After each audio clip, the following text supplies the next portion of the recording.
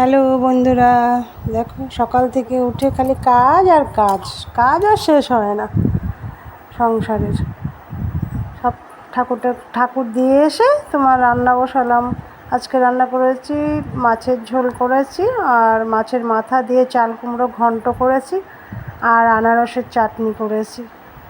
প্রচণ্ড রোদ উঠেছে আজকে বাইরে।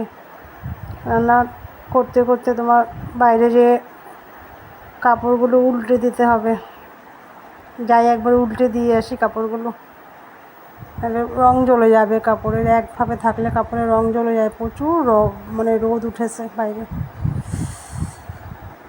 দেখো কেমন রোদ বাইরে।